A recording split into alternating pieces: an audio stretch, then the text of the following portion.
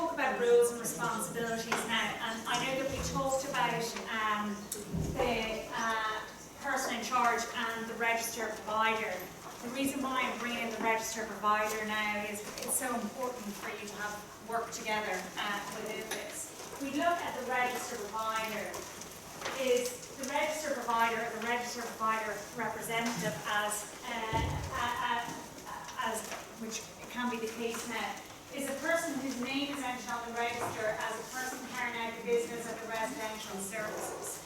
So that is the register provider. They're the people that own the company, that are accountable. There might be a register provider representative who is the person that is representing them to the authority.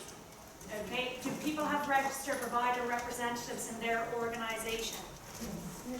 Yeah. Okay. So I don't know, does everybody understand that? So the register provider, so for instance, if there's a group of nursing homes, so if we take Rioghnach Murphy Care, and I've got 8 nursing homes, Rioghnach Murphy Care is a register provider, okay? This is in relation to a group. And then the register provider representative might be a regional manager who's going to represent the register provider in relation to the authority. Is that okay? But the register provider, if you're a single nursing home, the register provider in some cases might be the person in charge as well. They own the nursing home, they're completely accountable. Okay? So is the registration confirms publicly and openly that the register provider is fit and legally permitted to provide the service. So the register provider is listed on your certificate of registration. The register provider is legally responsible for the designated centre and will be held accountable for any faults within the service. Okay? So your register provider representative, that means your RP or, is not accountable for the faults. That's the easiest way to describe them. They represent the register provider, but they're not held accountable. Responsibilities specified within the relevant legislation. So the general roles and the responsibilities of the PIC. So the person whose name is entered on the register as being in charge or managing the residential services. So that is everybody in here or everybody in here in the future. Okay, for those that are, coming into the road. So what are your main roles? Well, firstly, the provision of a high standard of care to a resident and their family members is consistent with the mission, the vision, the values, and the strategic plan. So that is your responsibility, to ensure that you are providing that. To promote and maintain the resident safety and provide quality care through respecting the dignity and privacy of the residents. Again, we're bringing it back to theme 1 in the standards. Ensure that the service is operated in a manner that respects the age, gender, sexual orientation, disability, family service, civil service, race, religious beliefs, and ethnic and cultural background of each resident. Okay? Encourage recognition of the resident as an individual, ensuring residents' rights, needs, and comfort are given priority during the provision of care. So the individual needs, the care plans, go back to the care plans, making sure that they are individualised. Okay, so again, to support and implement the quality and safety management system, including resident involvement. So the quality and safety management system shall encompass ongoing monitoring of the service and care provided within the resident home, including internal auditing processes. So ensuring that, if you look at that, that's looking at your policies and procedures, making sure that they're in place and they're up to date. With the register provider, it is in the legislation that he has the 20 Schedule 5 policies and procedures. If you look at the back of your SIs, Schedule 5 is back there with the 20 policies and procedures which you must have in your designated centres. In order to be compliant with Regulation 4, you must have those policies and procedures in place, in date, active, and acknowledged by your staff. Okay, so they are the ones. Admission, I'm not going to list them all, that will be a real test. Admission of your resident. Okay, your discharge and transfer, your medication management, your care planning and assessment, goes into admission actually, your end of life, your risk management, your fire, your health and safety, your infection prevention and control. I think I've given you 10 there. Out of the 20. So, in relation to them, it is the registered provider's responsibility to have them. However, if your registered provider is non-clinical, and you all here are clinical, the registered provider can't write a policy on clinical.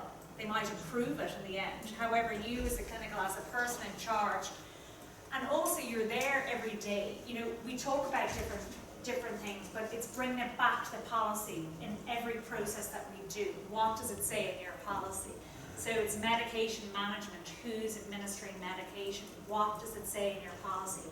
How have you defined that as a person in charge? Okay, so be responsible for recruitment, development and supervision of staff, facilitate the arrangements necessary to participate where appropriate in education, training and supervision of other staff as the need arises, and ensure minimum mandatory training requirements for all staff are met and updated on an ongoing. So there you go, minimum.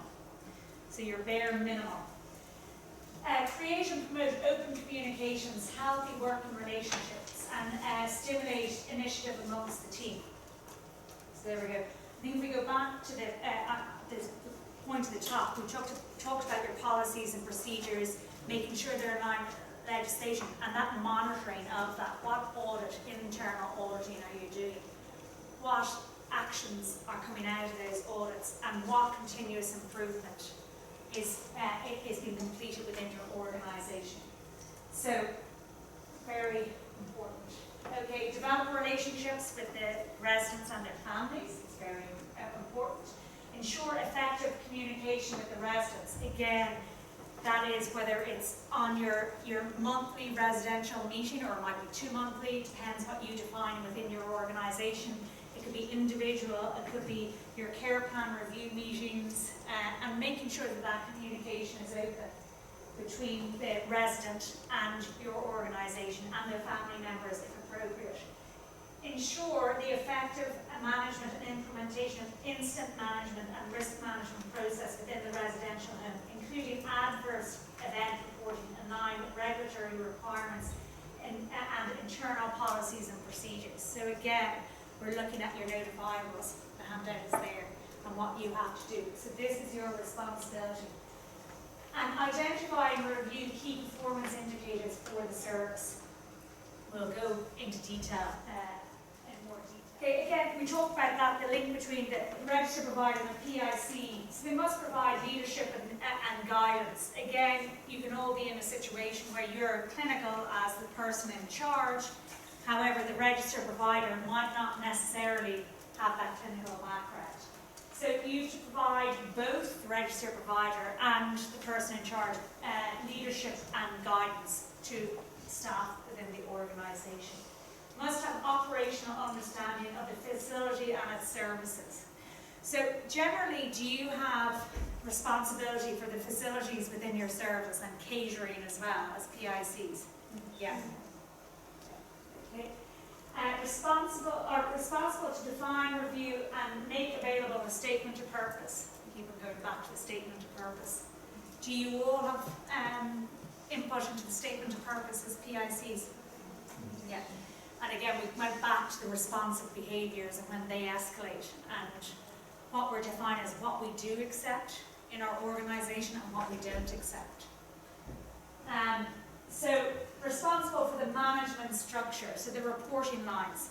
That's including your line management, your appraisals. Who's doing the appraisals in your organisation? Who's doing that performance review? So be responsible for the adequate resources present premises and staff. So as the PIC and the register provider, you're both responsible for that, okay? Ultimately, be responsible for the complaints process. So the register provider should have ultimate responsibility for the complaints process. The person in charge manages the complaint and investigates the complaint. Is that correct? Yeah, within your organisation. Okay, drive the quality management system and ensuring ongoing monitoring. Okay, so again, your audit schedules. Derek is going to present audit after lunch, so you can talk to him about auditing, the joys of auditing. Okay, must complete unannounced inspections at least every 6 months and report on findings. That's specifically related to disability services.